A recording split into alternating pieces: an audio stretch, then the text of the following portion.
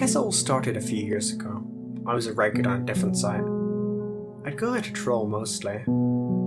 I was a little younger and much less mature then. Anyways, after I'd been visiting this site for a while, I got into it with this girl, and I said some pretty mean things to her. She convinced me that I genuinely hurt her feelings. Well, I'd never met anyone harmed in my trolling, just did it to pass time. I didn't really have much of a life, to be honest. So I sent her a message to apologise. After that, we started sending the occasional message back and forth, and we began getting to know each other.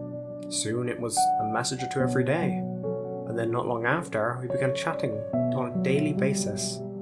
I'd get back from work, go to my cramped little room, and immediately get on to see if Amanda, we'll call her Amanda, was on. I grew to really like her, and as crazy and stupid as it may sound to most people, I grew to love her. One thing I noticed early on though, she didn't take rejection very well, even though I would never have rejected her anyways. She often took it that it was as if I couldn't talk to her for some reason. During those times, she'd often lash out, chew me out, and then sign off. As our relationship grew though, so did her ability to trust and confide in me. She began telling me about her addictions. First, it was minor things, not even really bad in my opinion. She'd talk about how she'd smoke pot on the weekends and get blackout drunk. Later, she started talking about the pills she'd take when she was drunk. I worried a little more then, but I'd never been perfect either. I've experimented plenty of drugs before. Eventually, it got to the point that we'd talk about wanting to be with one another, about how we wanted to meet. At the time, the situation just wasn't right for either of us though. Between the distance, her not having a car, and me not having enough time off work, it just wasn't possible. When we'd say goodnight, she'd usually go on for another 10 minutes about how she was so sad and alone, and all she wanted was to be with me. I'd try to comfort her, but it never worked. Eventually, I decided it was only fair to her that we'd start talking to each other as just friends. I figured her feelings for me would eventually fade and she'd find someone local she could be happy with. She was very beautiful, so it wasn't as if she had to worry about attracting someone. She didn't take it very well. She told me she hated me, called me every name in the book. I didn't hear from her for a week after that. When she started talking to me again, she said she understood, and that she was sorry for saying she hated me. Needless to say, I was glad she'd forgiven me, and it put my mind at ease that she was able to understand, or so I thought. After that, she began talking about every guy she slept with, telling me details. I still had feelings for her, she knew I did. I told her to stop and she'd back off for a bit, but she'd always tell me about another one, and every once in a while she'd say, "It could be you." Our relationship continued to become more destructive. She began hurting herself. She'd send me pictures of the razor marks on her wrists, tell me about the needle she was sticking in her arm right where she fucked a total stranger. It was hard to deal with, but I did, because I blamed myself for not being able to make her happy. This went on for a while until the time came when I was to be deployed. I told her about it, and she seemed genuinely concerned.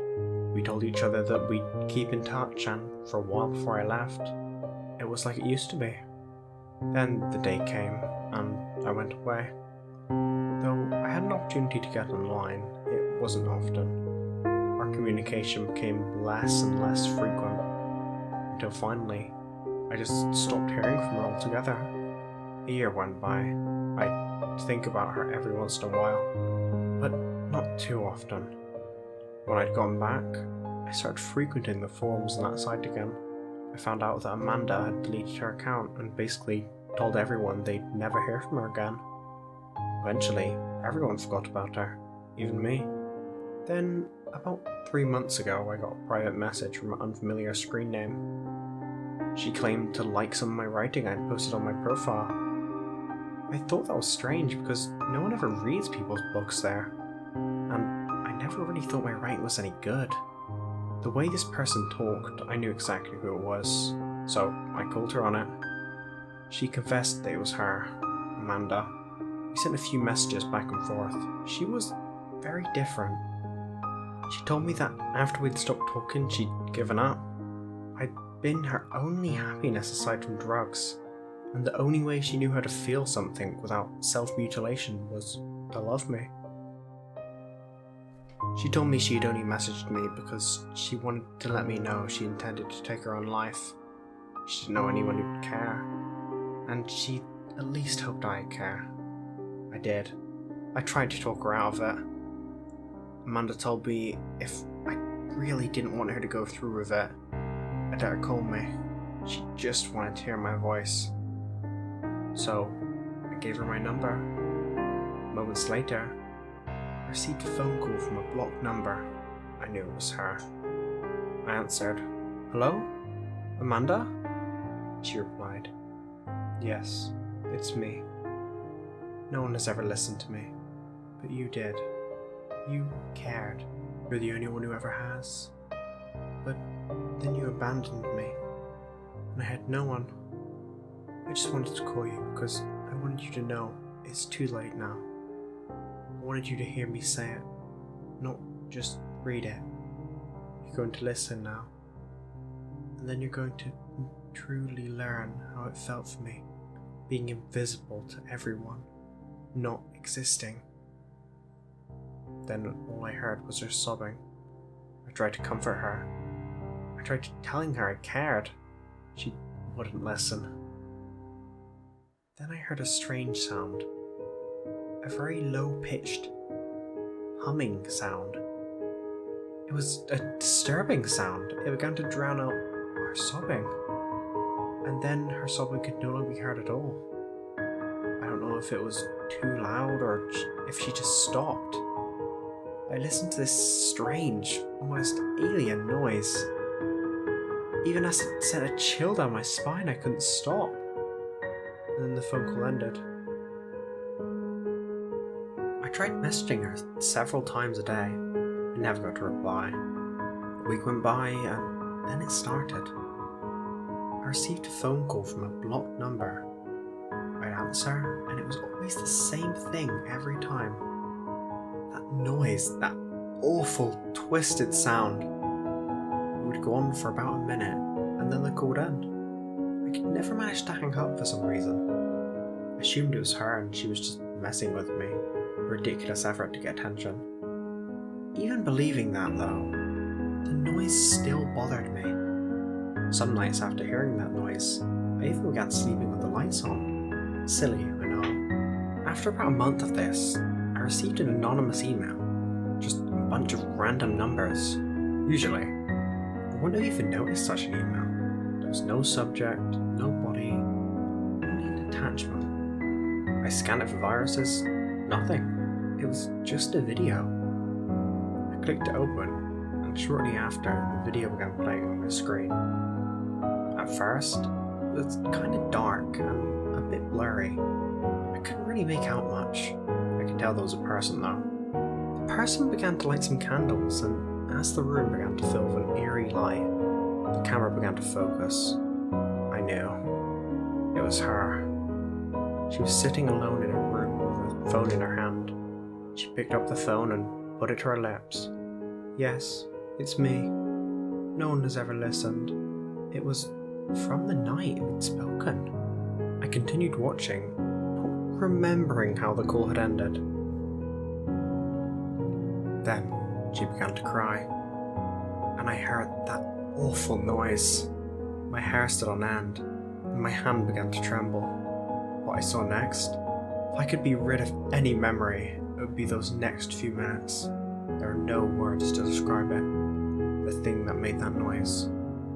I sat there and watched as she committed in the most disturbing fashion I could ever imagine, staying on the phone till the very last moment.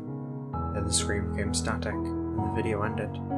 I contemplated what I just saw. I was horrified. My mind raced. Who sent it to me? It obviously wasn't her. But who would film that? Who would take part in that? Stand by and watch that? And then send me the video? I'd never talked to her for email. How did they get my email? My thoughts were cut short though, as my phone began to ring. It was a blocked number. Hello? All I heard was that sickening noise, and then weeping. Her weeping. The sound faded a bit. I heard her voice. You'll be forgotten, just like me. People will stop noticing. They'll stop caring.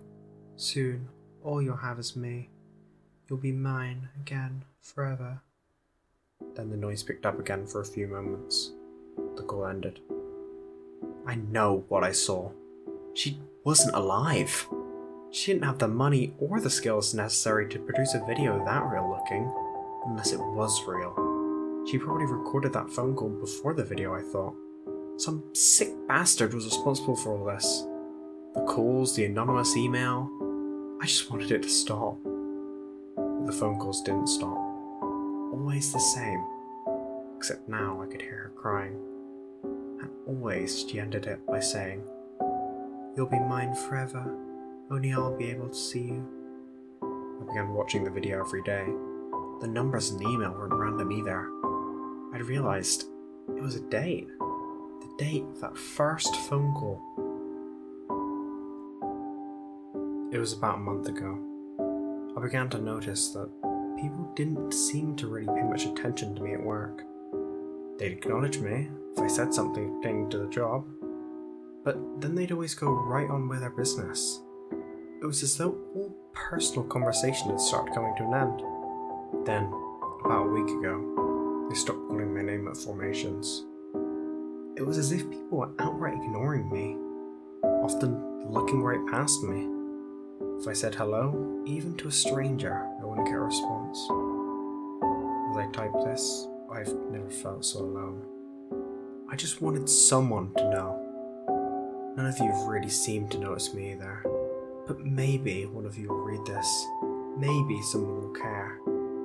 I have to go now. The noise has started again. It's not on the phone anymore. It's in my room.